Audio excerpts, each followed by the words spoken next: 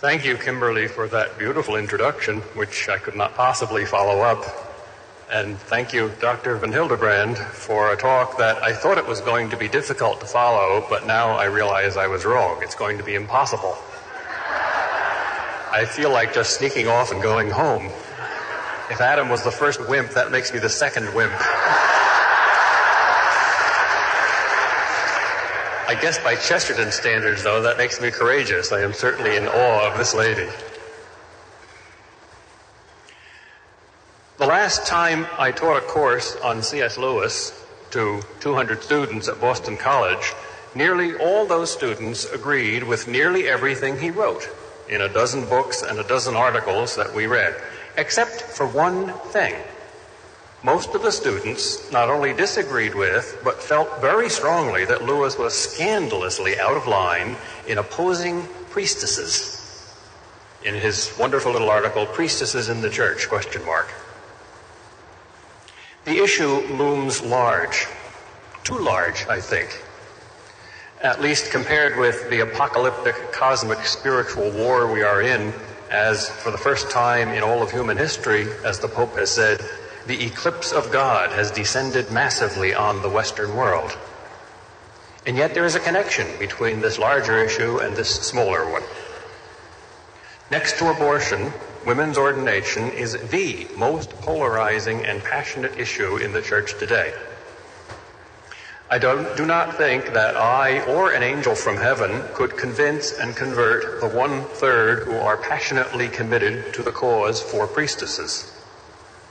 But a sorting out and summarizing of reasons against priestesses and for the Church's teaching may help sway the 1/3 who are not passionately committed to either side, and it would be helpful for the 1/3 who are committed to the Church's position to take an inventory of their intellectual weapons.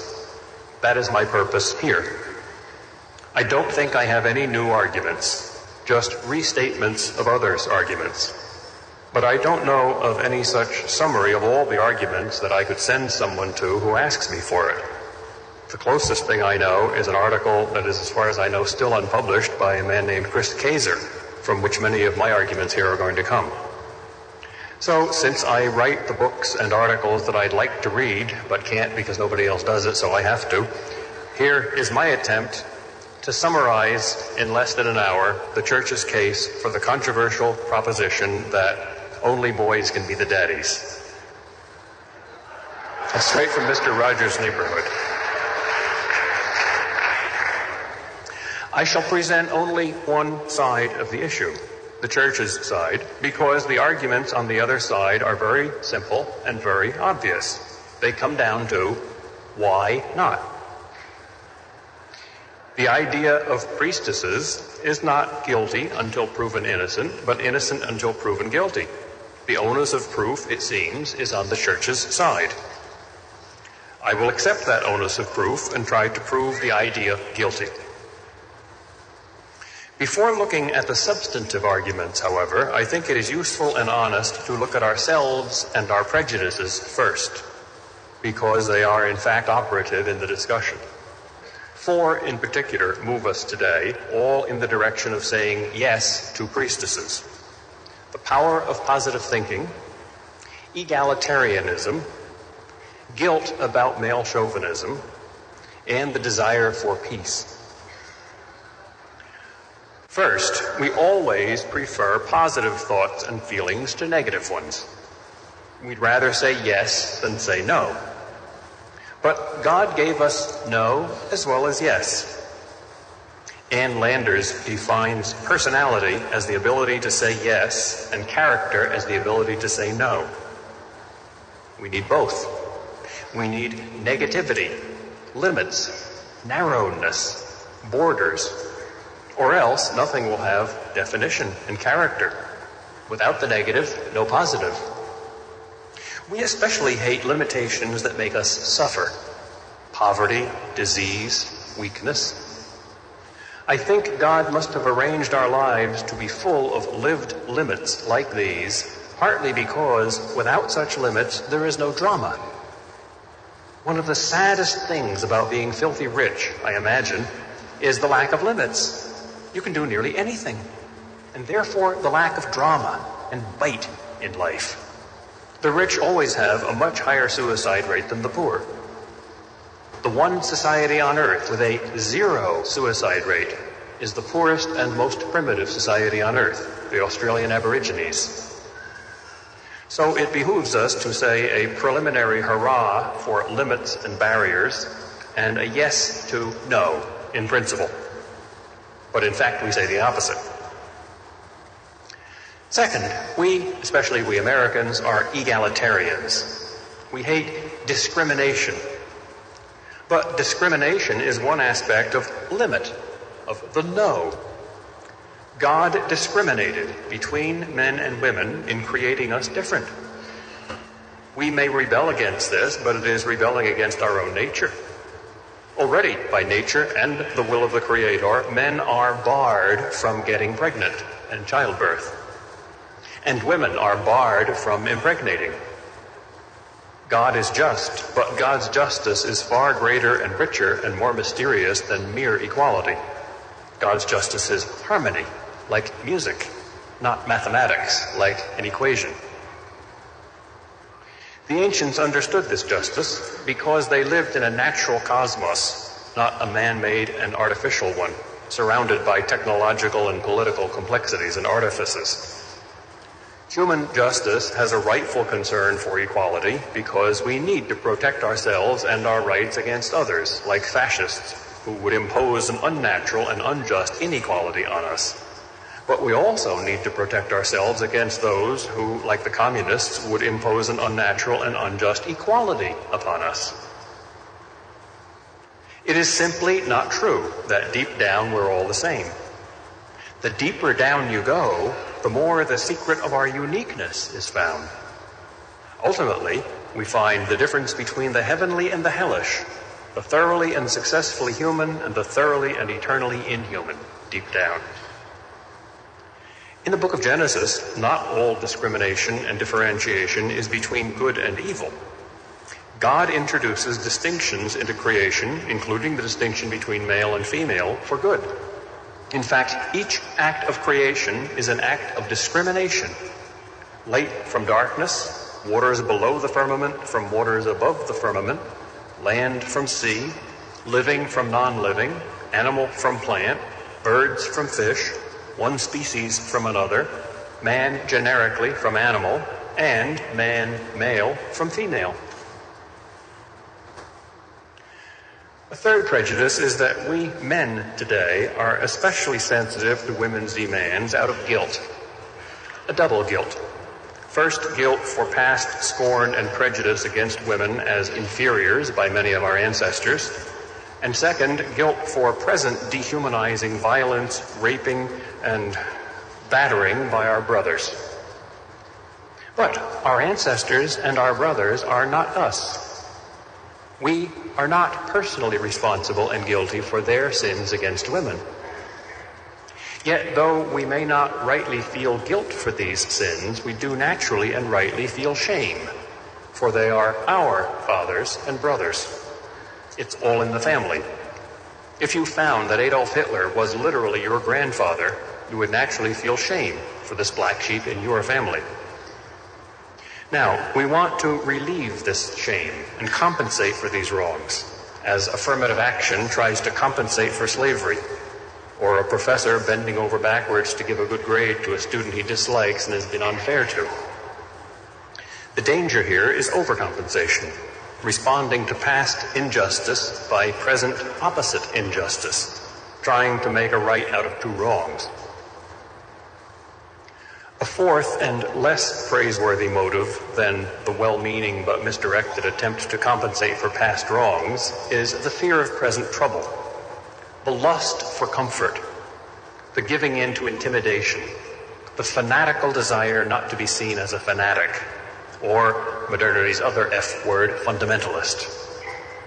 Get those pushy, pesty feminists off our back. Give them what they want. Americans, especially American administrators, including many church administrators, usually have a tremendous desire to be accepted, to be accommodating, to be nice. As Bill Cosby says about parents, We don't want justice, we want quiet. But these considerations decide nothing. They just warn us. What decides the issue is good arguments. Rather, what should decide the issue, any issue, is good arguments. I assume, perhaps naively, that everyone in my audience still believes in the existence and desirability of objective truth and the power of human reason to know it, and even, sometimes, to prove it. If that faith is dead, so is civilization. Barbarism defeats all civilization very effectively, just as a bull defeats a china shop. I think this is the bottom line of Nietzsche's philosophy and of its progeny today, deconstructionism. There are at least 4 kinds of reasons against priestesses. First, reasons of authority. Second, reasons of sexual symbolism. Third, reasons of the ecclesiastical common good. And fourth, reasons of discernment. First, reasons of authority. These are the simplest of all. There are at least 3. The argument from the authority of God, from the authority of Christ, and from the authority of the church. First, God. God is the one who invented the priesthood and who calls to the priesthood. The church did not invent the priesthood. She received it. The Catholic Church claims less authority than any other Christian church in the world. That is why she is so conservative, so stuck in the mud. Protestant churches feel free to change the deposit of faith, for instance, by denying Mary's Assumption, or to change the deposit of morals, for instance, by allowing divorce, though Christ clearly forbade it in all 4 Gospels, or changing the essence of the liturgy, for instance, by denying the real presence and the centrality of the Eucharist in worship, which was constant church practice from the beginning. That historical discovery, by the way, played an enormous role in my own conversion from Protestantism. The church, then, cannot change the nature of her priesthood simply because she is not its author, or even its editor, only its mail carrier. The Catholic priesthood was not the first priesthood that God invented. He created 2 others before it, the Levitical priesthood, which was set aside by Christ, and the priesthood of Melchizedek, which was fulfilled by Christ. Just as the Jews were not free to institute priestesses, neither are Catholics. All other ancient religions, except for Jews and Catholics, had priestesses, by the way. In a letter to the National Catholic Register, Lawrence Severson wrote, "No one can choose, much less demand, the priesthood. Christ said, 'You have not chosen me, I have chosen you.' The issue was closed right there. The chosen people did not establish the Jewish priesthood. It was established by the Supreme Being. All priests, he said, had to come from the sons of the tribe of Levi. Did God then discriminate against members of the other 11 tribes, both men and women? What an absurdity. God picks his priests, and they serve at his pleasure. When some men outside the tribe of Levi under Kor tried to perform the religious ceremonies, Moses warned them. When they continued to be obstinate, they were destroyed." Christ established the priesthood of the New Covenant. Man had no say in the matter. Christ exercised his authority as God, and also by his death on the cross, purchased the right to set the conditions under which all sacraments, including holy orders, are instituted and administered. One can wonder, however, why Christ chose only males to be apostles. The advocates of priestesses must say, and they do, that he bowed to cultural limitations, to deep-seated ancient male chauvinistic prejudices. But if Christ himself was subject to the limitations of cultural chauvinism, this is a denial of the incarnation, and thus the essence of the Christian faith. Imagine the absurdity and the arrogance of accusing Jesus Christ of the sin of sexism. In the second place, if he was not a sexist himself, but tolerated sexism in deliberately choosing only male apostles, then he's compromising with and fostering the sin of sexism by feminist standards. And this does not fit the pattern throughout the Gospels, where we see him unafraid to offend smaller and greater prejudices and sensibilities than this one.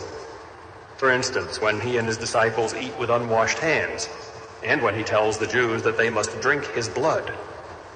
So why would he succumb only to this one prejudice?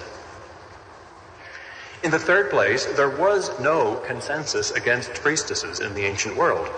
All the other nations had them, and the Jews frequently succumbed to the temptation of syncretism by imitating pagan practices throughout their history.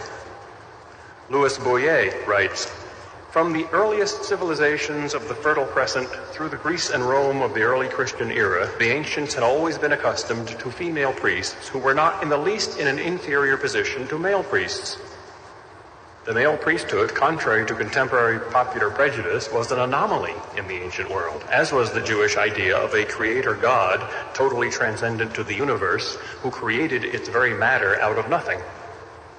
As we shall see in our next main point, the argument from sexual symbolism, there is an intrinsic and necessary connection between this transcendence of God as creator and the male priesthood, and between the denial of the transcendence of God and the female priesthood. In both pagan polytheism and in pantheism, God is not outside nature but in her, either as a part, like Zeus, or as the whole, like Brahman. Thus, these religions can quite properly symbolize God as female, and they did. Only in Judaism and Christianity do we find the doctrine of creation proper and divine transcendence proper, and exclusively masculine imagery and pronouns for God, and an exclusively male priesthood symbolizing this. Further, there is no evidence at all of priestesses at any time or place in the New Testament or in the primitive church. There is, in fact, explicit evidence to the contrary in St. Paul. In addition to the authority of God in the Old Testament and of Christ in the New, the authority of Christ's appointed church for 2,000 years of uniform, unbroken, and unexceptionable practice and teaching supports priests and not priestesses. Even on a merely secular and human level, 2,000 years of uniform tradition that worked counts as empirical data. And, if you're truly democratic, as a vote from the democracy of the dead, to use Chesterton's wonderful term. The same Chesterton, always brimming with common sense, says that if we don't understand the reason for some ancient tradition or rule or institution, that should be a good reason for not abolishing it until we do understand it. If you come across a fence or a gate or a house in some unexpected place where you don't understand why it should be there, knocking it down because you don't understand why it's there is the really stupid thing to do. Knock it down, if you must, only after you understand its purpose and why it's no longer needed. But those who are advocating knocking down the old rule of a male priesthood freely admit that they haven't the faintest idea why the rule is there. Well, we do. So the only people who might have a right to change the old rule are precisely the people who don't want to change it. And the people who don't have a right to change it because they don't understand it are precisely the people who do want to change it.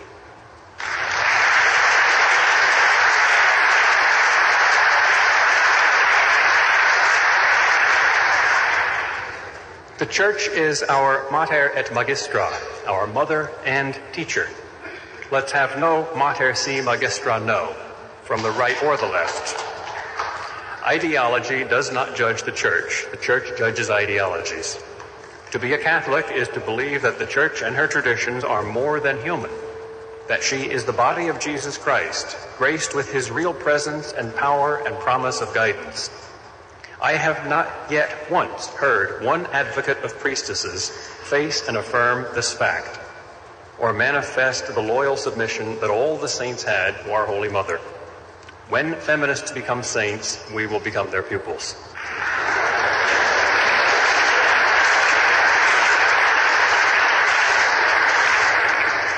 The position I have stated here is no a priori prejudice against change in the church. Many of the saints called for and carried out changes in the church. The church is a living body and therefore grows. But she grows from within, like a natural body, not violently or artificially like a machine or an ideology.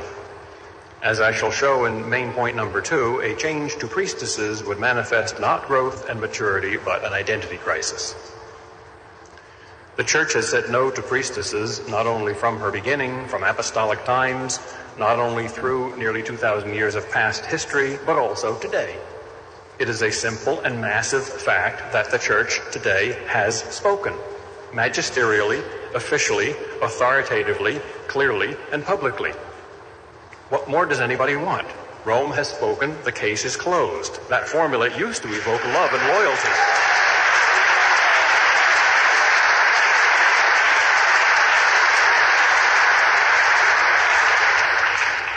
The issue today is not whether the Church will have priestesses.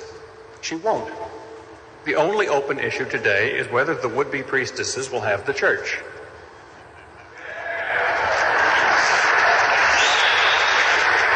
The issue is not theoretical, but practical.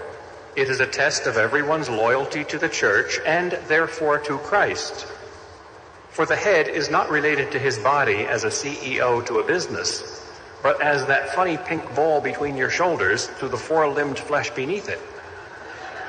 To say yes to Christ but no to his Church is to will a spiritual decapitation. Today's rebels against the Church's authority on this or any other issue always misunderstand the very essence of authority. Authority does not mean power. It means right. More, it means author's rights. Christ is the author of the Church and has rightful authority over his own body, his own organs, that is, us, unless we are not his organs, his body, in which case we are not Christians, not sheep but goats. His sheep follow him, not lead him, because they know his voice, they recognize his authority. Now, this is all we need to say about the issue of priestesses. The case is closed. We can be certain of what is true and right here, even if we do not know or understand the reasons. But it is good to understand the reasons why. And the Church, like a good mother, has told us not only do this because Mommy says so, but also, Mommy wants you to know why she says so. And her main reason is my second main point, the meaning of sexual symbolism. The first two things we learn about sex from God, right from the beginning, is that God designed it, not man or society, and that it is very good. The first command was, be fruitful and multiply. I do not think God had in mind growing oranges and memorizing times tables.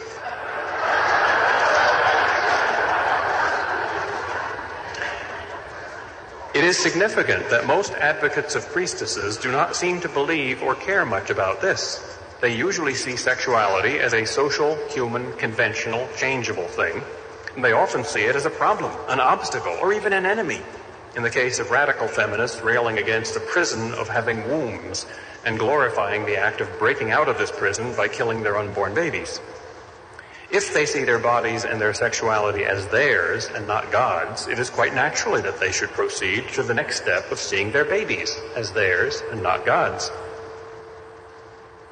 Advocates of priestesses usually misunderstand sexual symbolism, partly because they misunderstand symbolism itself as radically as they misunderstand authority. They usually think of symbols as only man-made and artificial. They don't see that there are profound and unchangeable natural symbols, that things can be signs. Aquinas based his multiple method of scriptural exegesis on this eminently sound but tragically forgotten principle. He writes, the author of Holy Writ is God, in whose power it is to signify his meaning not by words only, as man also can do, but also by things themselves. Thus, whereas in every other science, things are signified by man's words, this science, sacred science, has the property that the things signified by the words of Scripture have themselves a signification. Therefore, that first signification, whereby words signify things, belongs to the first sense, the historical or literal. And that signification whereby the things signified by the words have themselves a signification is called the spiritual sense. which is based on the literal and presupposes it. In other words, God writes history and nature as man writes words. Behind this hermeneutic is a metaphysic, the sacramental view of nature and history. Professor Howard has brilliantly pinpointed the difference between this ancient worldview in which everything means something and the reductionistic modern worldview in which nothing means anything in his title and book, Chance or the Dance. If everything in nature means something, then the big things in nature mean something big. And sex is a big thing. What it means is so big that we will never exhaust it. We can hope for ever-increasing, ever-changing insights into the facets of this diamond, but we cannot hope and should not hope to change its meaning, only to discover more of it. Every good poet knows that natural symbols are like the essential structures of language itself. The sky is, always was, and always will be a natural symbol for heaven. The ground is not. The eye's seeing is a natural symbol for the mind's understanding. The gut's desiring is not. We all know and recognize this unconsciously. That is why our language has evolved as it has, using the same word, see, for both literal physical seeing and symbolic seeing or understanding. Ascending light notes in a major key inevitably mean hope and joy. Descending heavy notes in a minor key inevitably mean something heavy, despair. Everything is connected. Everything points beyond itself, especially sex. God, who deliberately designed sexuality, also deliberately designed to incarnate himself as a male. Jesus Christ is still a male today. He still has his human body in heaven, and it is a male body. This is fact. This is data. This is not interpretation or explanation. I will now try to explain and interpret the Church's no to priestesses in the light of this data. My explanation can be summarized in two propositions. First, priests of Christ, who are Christ's mouths through whom he speaks the words, "This is my body," must be male because Christ is male. And second, Christ, the perfect human image of the Father, is male because God the Father is masculine. He, not she. To understand this second proposition, we must distinguish male from masculine. Male and female are biological genders. Masculine and feminine, or yin and yang, yang and yin, as the Chinese call them, are cosmic universal principles extending to all reality. Every pre-modern civilization knew this. English is the only language I know of which does not have masculine and feminine nouns. So it is easy for us who speak English to believe that the ancients merely projected their own biological gender out onto nature in calling heaven masculine and earth feminine, placing gods in the sky and goddesses in the earth, calling day and the sun masculine and night and the moon feminine. In the Hindu marriage ceremony, the bridegroom says to the bride, "I am heaven, you are earth," and the bride replies, "I am earth, you are heaven." I think it is incredibly provincial and even arrogant for us to assume, without a shred of proof, that this nearly universal human instinct is mere projection, mere illusion, mere fantasy, rather than an insight into a cosmic principle that is really there. There is abundant, ubiquitous, and obvious evidence for it from the bottom of the cosmic hierarchy to the top, from the electromagnetic attraction between electrons and protons to the circumcision of divine persons in the Trinity. Male and female are only the biological version of cosmic masculine and feminine. God is masculine to everything, from angels to prime matter. That is the ultimate reason why priests who represent God to us must be male. To say God is masculine is not, as so often said, male chauvinism. On the contrary, it makes us all female. To God, we are all his bride. All souls are feminine to God. He is he, and we are all she. The point can best be appreciated historically. Judaism was totally different from all the other religions of the world in three ways. First, there were no goddesses and no hermaphroditic gods.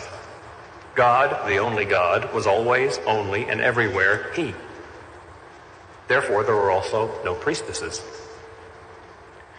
Second, the Jewish God was utterly transcendent to the universe. He created the universe out of nothing. He was not a part of the universe, as in polytheism, nor the whole of the universe, or the soul of the universe, or the inner meaning of the universe, as in pantheism. Third, God spoke. God revealed himself. God came out of hiding. All other religions were man's search for God. Judaism, and the Christianity which was its child, was God's search for man. Religious experience for a Jew was response, not initiative. There were no yoga methods. God initiated, man responded. The primary connector between God and man in Judaism was the law. God had a will and spoke his will in thou shalts and thou shalt nots. The God of pantheism may be consciousness, but he is not will. That is why only in Judaism do you have a full union of religion and morality, a full union of relationship with God and relationship with the moral law. Only the Jews united mankind's two primary spiritual instincts, the instinct to worship and the instinct of conscience. Only the Jews totally identified the object and end of worship with the author of conscience and the law. These three remarkably distinct features of ancient Judaism, God's masculinity, God's transcendence, and God's revelation, are obviously connected. As a man comes into a woman's body from without to impregnate her, so God creates the universe from without and performs miracles in it from without. He also calls to man, reveals himself and his law to man from without. He is not the force, he is the face. He is not earth spirit rising, he is the heavenly Father descending.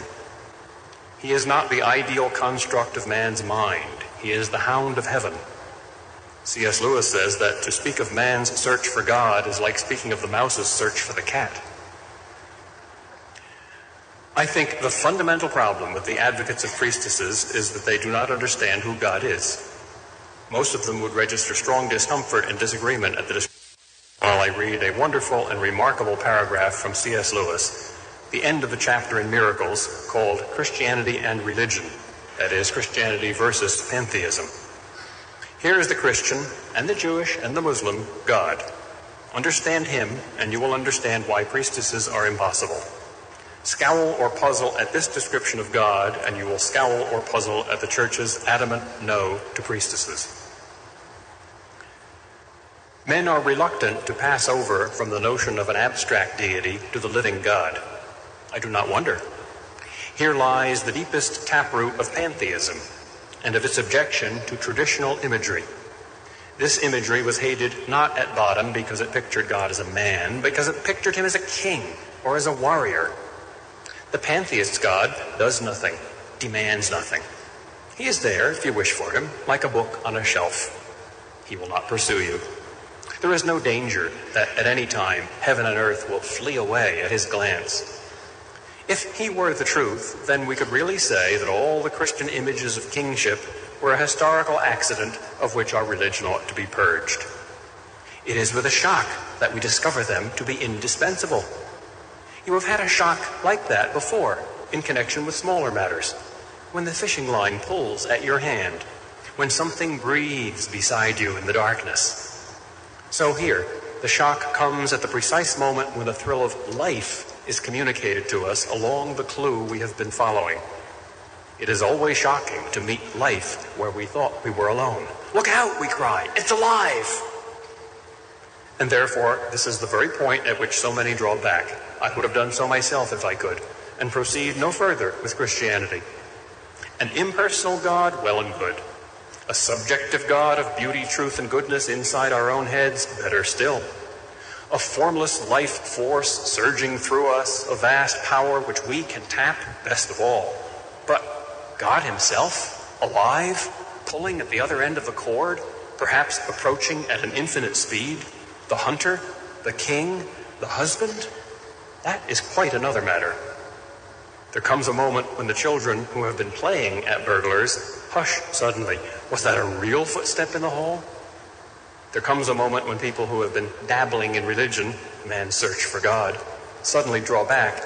Supposing we really found him. We never meant it to come to that. Worse still, supposing he had found us.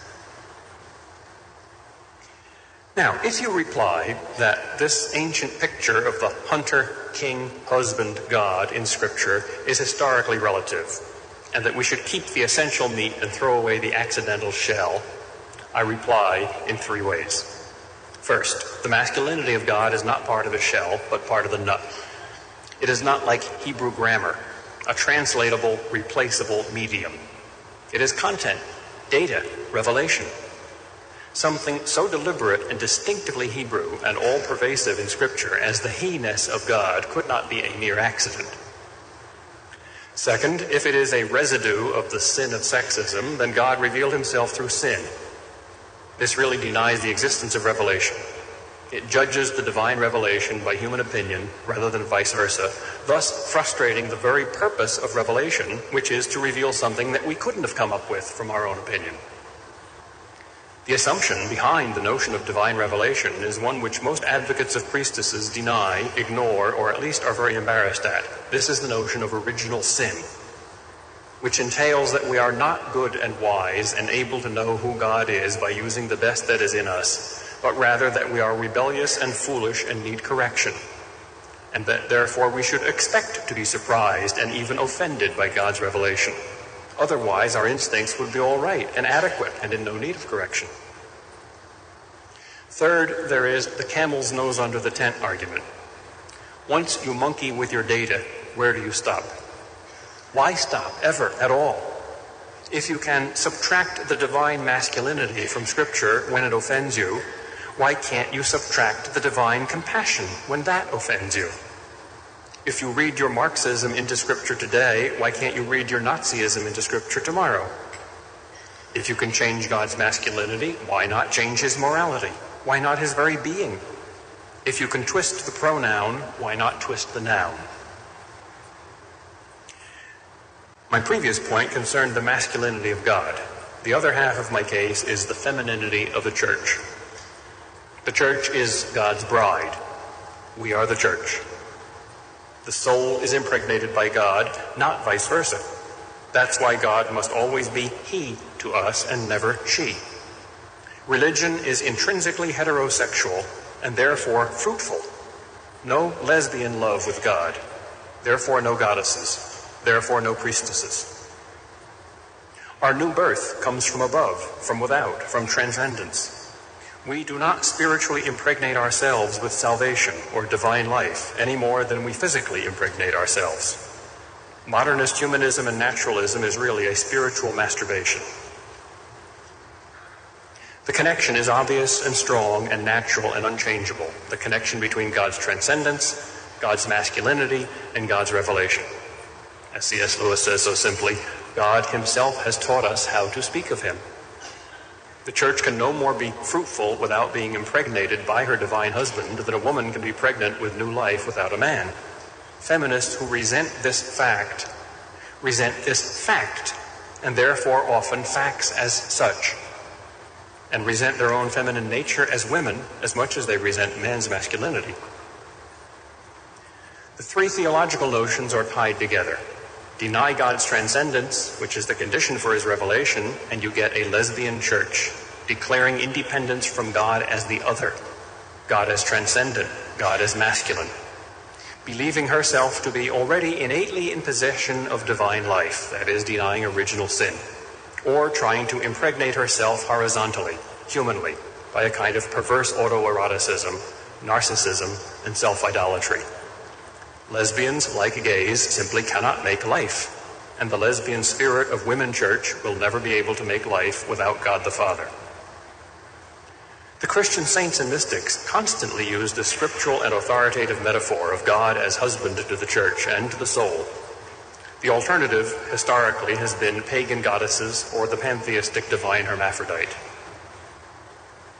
God made the Jews different and was extremely ornery and cantankerous about them remaining different, even to the extent of commanding the wholesale slaughter of pagan populations to prevent his chosen people from corrupting his pure revelation. Is this true? Is this divine revelation? Is this part of our data? Did God really choose and speak to the Jews? If not, if God did not invent the Jews, then the Jews invented God. In that case, let's be honest and cease to be Christians, or even theists, and become atheists, pagans, or pantheists, as many radical feminists have already done. Their spiritual gravity towards these three false religions is natural and inevitable. It is the agenda behind the agenda of priestesses, the worldview behind priestesses. Priestesses are merely the camel's nose under the tent, and if it is admitted, the rest of the camel will follow, because it's a one-piece camel.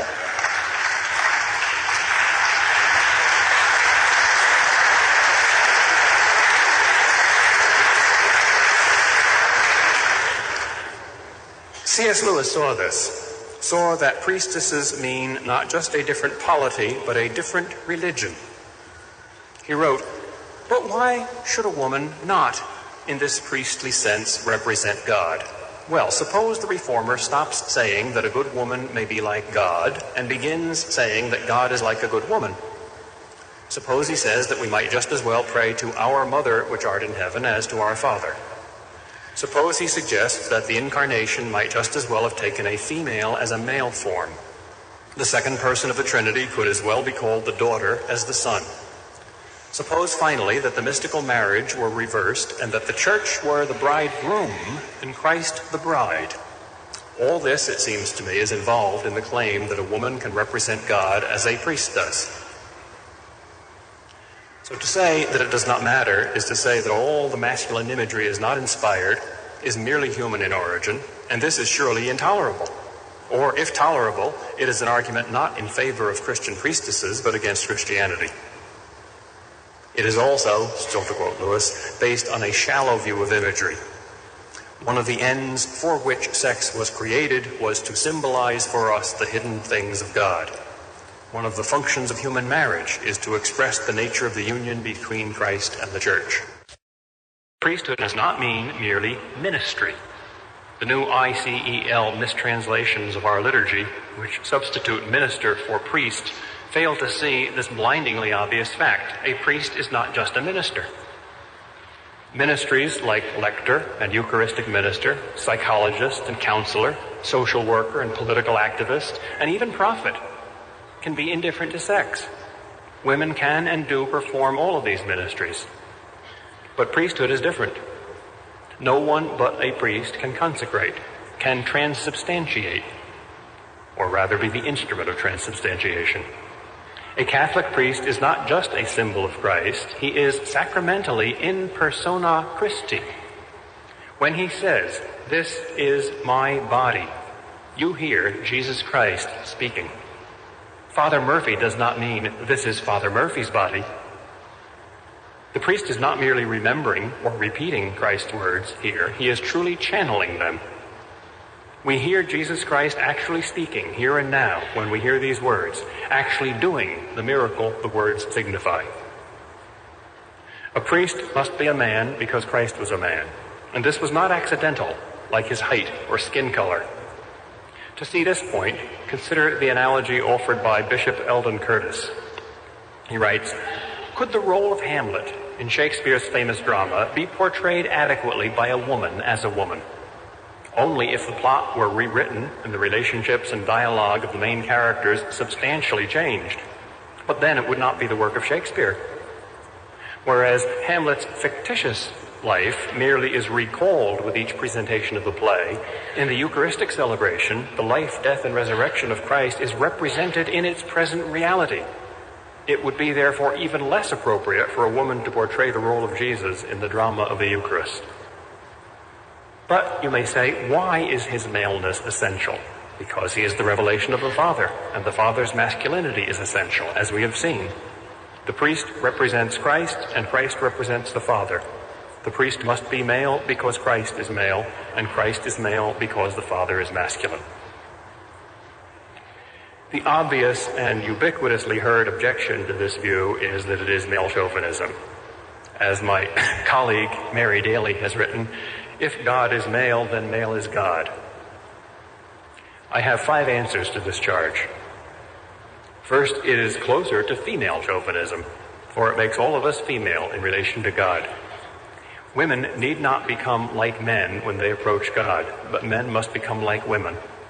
All souls are God's brides. Second, the fact that Christ chose to incarnate himself as a man is not chauvinism any more than the fact he chose to be a carpenter is an insult to all other professions.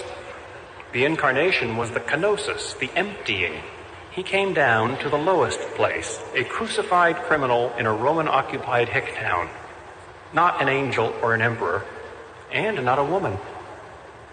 The incarnation was not into privilege and power, but into suffering and service, and it was into a male.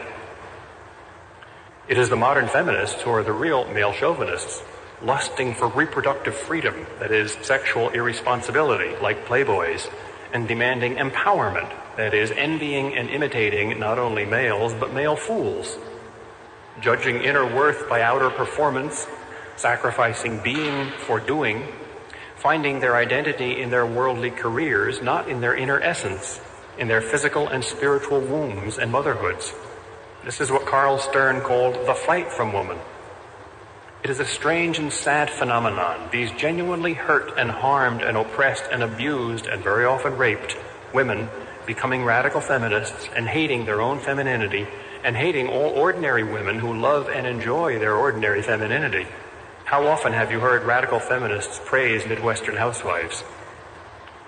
It is the syndrome of the victims blaming themselves. Unfortunately, it happens with terrible frequency with victims of rape and child abuse.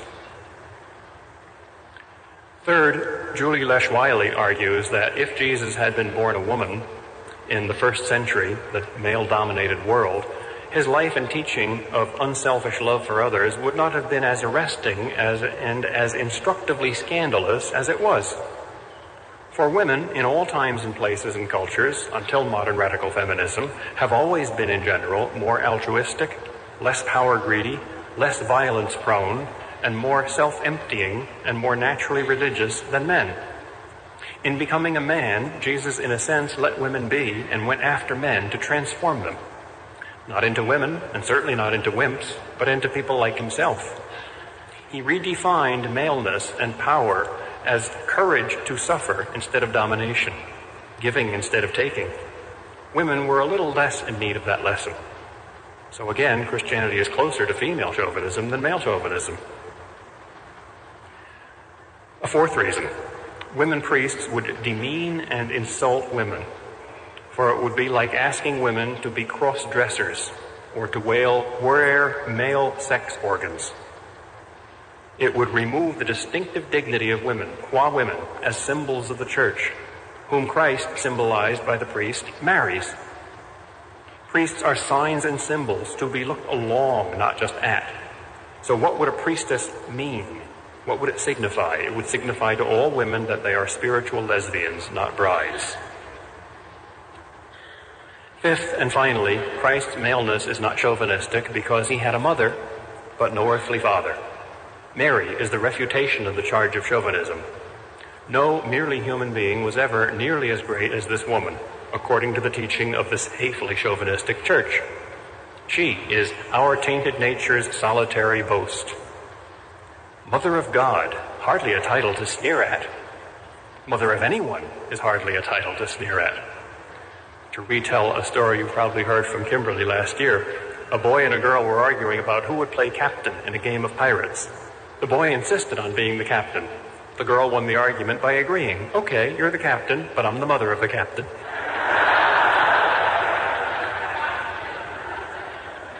The ground of Mary's greatness is the thing so simple and innocent that it's too simple and innocent for the feminists to see. The reason she is crowned Queen of Heaven, the reason for her power and glory is her total submission to God, her sacrifice, her suffering, her service. Muslims see it, but so-called Christian feminists do not. It is Islam, the total surrender, the fiat, and the peace, the shalom, that is the secret treasure hidden in this submission. Feminism seems to be a radically different religion than Christianity because it usually has a radically opposite ideal of sanctity, of the summum bonum, of the meaning of life, of the end and point and purpose behind all religion. Feminists need most fundamentally what we all need most fundamentally, to go to the cross, unflex the fist, and bow the knee.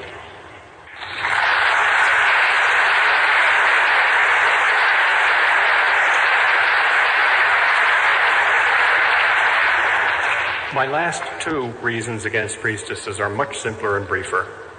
They are reasons of church order and discipline, and reasons of spiritual discernment. Let's be practical for a moment. In terms of the concrete life of the church, what would a church with priestesses look like? To answer this question, we must begin by backing up and asking, what is the relation between a priest and the church? And the answer to that question is clearly that the priest is for the church, not the church for the priest. The priesthood is not for personal fulfillment, and certainly not for empowerment. So the justification of changing the priesthood to include priestesshood must be the improvement of the laity, not the improvement of the priest. Improvement of the laity in what direction? In whatever direction the church is for. What is the church for? What is its end? Why did God create her? Not to be politically correct or politically incorrect, not to fulfill and happify and empower individuals, and not to stultify or unhappify or disempower individuals either, but to save and sanctify souls. That is the standard by which everything in the church must be judged, from Operation Rescue to bingo, from ecumenical councils to the collection plate. Now, what effect would priestesses have on salvation and sanctity?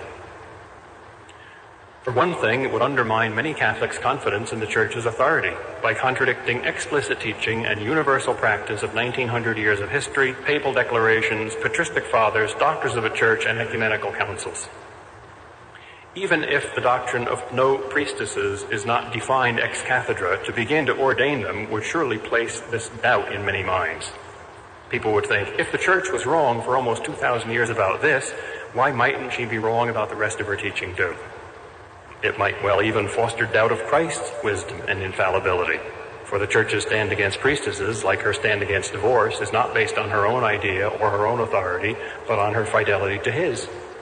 If Jesus goofed in being so chauvinistic as not to ordain apostolesses, why might he not equally have been wrong and prejudiced and less enlightened than we are about other things, such as marriage and adultery, or even how to be saved? Second, many of the faithful would doubt the validity of women's ordination and thus the validity of all the sacraments received from priestesses. Are my sins forgiven? Perhaps not, if an invalid ordained priestess gave me absolution, or a priest ordained by a priestess bishop. Is this really Christ I receive in the Eucharist, consecrated by a priestess, or am I blasphemously and idolatrously adoring a matzah? Third, de facto schism would result, at least enormous parish hopping, and the end of the geographical parish, and the substitution of the ideological parish. Fourth, it would tear apart the Church worldwide, for nearly all other cultures except American, Canadian, and Western European culture are adamantly opposed to women's ordination. This is clear repeatedly at international bishop synods. Third world Catholics would be deeply scandalized and probably form breakaway churches. The Lefebvrite tragedy would be magnified 10,000 times. The Church would be irredeemably fractured from its own tradition and therefore against itself. The Protestant Reformation a second time. The direction would clearly be demonic, not divine, tearing apart, not uniting. So, for practical and prudential reasons, priestesses would be an ecclesiastical disaster. For principial reasons, too, for the feminists fail to understand what a priest is, not only sacramentally and symbolically, as we have already seen, but ecclesially and socially, too. For there is only one reason to be a priest, because you are called by God. Now, how do you know the will of God? The only public and objective and certain way to know the will of God is by divine revelation. And God has revealed through the Church what he wants a priest to be. If anyone does not believe that the Church's teachings are God's revelation, they are simply not Catholics. God has not let important things like who he is and how to be saved and the sacraments of his Church depend on our feelings or opinions. We can talk back to our mother, the Church, but she always has the last word because she is God's mouth. The Church tells us that the priesthood is not a right and not a privilege. No one can claim a right to be a priest. She also tells us that priesthood is for the service of others, not personal advantage, not even for personal holiness. Being a priest does not make you better or holier. If it does, that's only a side effect of its main business, which is to make the laity better and holier. Advocates of priestesses usually argue that to deny a woman this function is to insult her personal worth. This is a false functionalist argument which confuses personal worth with function, like the arguments that justify early abortions or euthanasia by pointing out that this brain is not functioning rationally. This error, by the way, is more typical of males than females, for men have always tended to identify themselves and their worth with their jobs or their achievements, while women have always, up to now, tended to the traditional wisdom that being is more important than doing. Over 99% of all men also don't function as priests, and many of them can't by reason of age or physical condition. Are they therefore less valuable and worthy human beings? If not, then neither are women, for the same reason. A woman can't be a father either, the other kind of father. Is this also a slap in the face at her dignity? Has nature already insulted women in the same way as the Church is doing? The more radical feminists will answer yes, thus revealing their own male chauvinism and fragile sense of self-worth. The others are hard-pressed to justify blaming the Church but not blaming nature. Neither nature nor the Church is simple-mindedly egalitarian. The most egregious error of all is the demand to be priestesses for empowerment. I can think of no term that more perfectly proves the speaker's utter incomprehension of what she says than that. It is like wanting to manage the Boston Red Sox because of your thirst for success. Priests are not power brokers or managers. They are sewers. Like Christ, they drain off the world's sins. They are spiritual garbage men. Like Christ, they clean up our spiritual garbage. They wash dirty, smelly feet, as he did before he died. The Pope, priest of priests, is servus servorum Dei, servant of God's servants. This is not a clever PR lie. This is his real job description. So even if all my other reasons against priestesses were invalid, their total misunderstanding of their essential job description would invalidate them. Anyone with even a little wisdom and discernment should see this instinctively. And this brings me to my fourth and last and shortest kind of reason against priestesses, reasons of discernment, which is perhaps the most important of all. Can we discern what spirit is at work here? We need not be very advanced or expert in the Christian art of the discernment of spirits to answer that question. All we need to do is listen. And if we listen with a heart open to God rather than ideology, we will hear the anger, the rage, the self-righteousness. Who are the advocates of women's ordination? The most prominent are always dissenters against other official church teachings as well. The issue is not an isolated issue. Pull its thread and the whole seamless garment comes unraveled. By the way, dissenter is just modern euphemism for heretic. Both words mean exactly the same thing. One who says no, one who picks and chooses for himself, one who refuses to eat all the food mommy puts on her plate.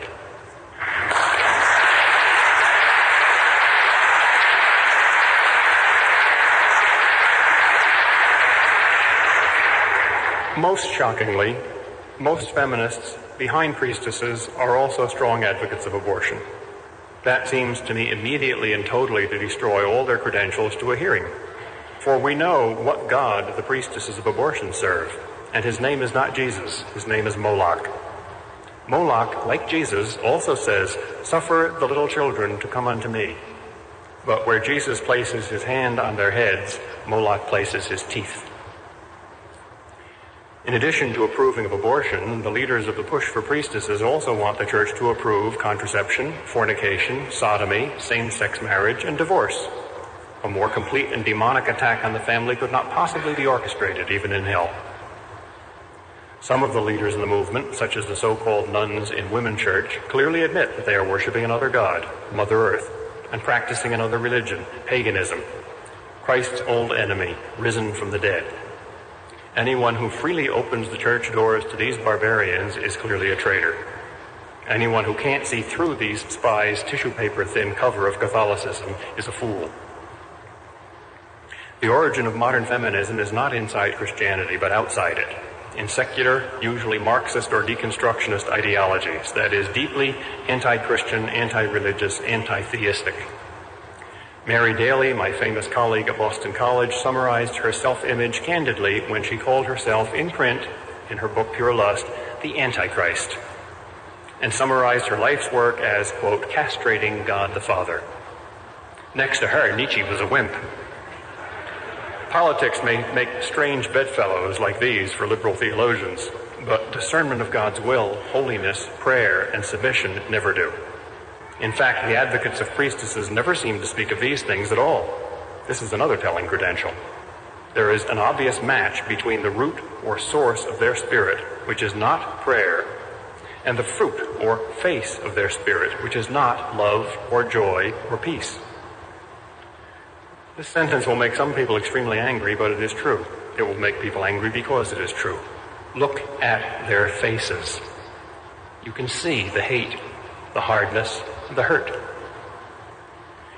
In the spiritual exercises, St. Ignatius says we must discern between the spirit of consolation and the spirit of desolation, which produces hate, anxiety, fear, resentment, anger, anguish, bitterness, rage, pain, and lack of peace. By their own admission, these are precisely the feelings of those in the forefront of the demands for priestesses. These are not passing moods, but a settled state of deep alienation. They are not the feelings of a few individuals, but of the movement itself, of its very ideology. We can easily discern in them a past history of having been badly hurt, which then became a state of deep hatred and self-righteousness.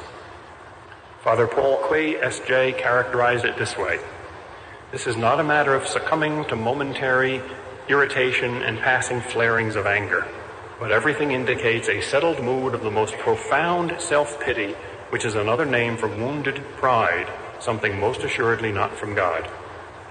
Well, if not from God, then against him. For whoever is not for us is against us.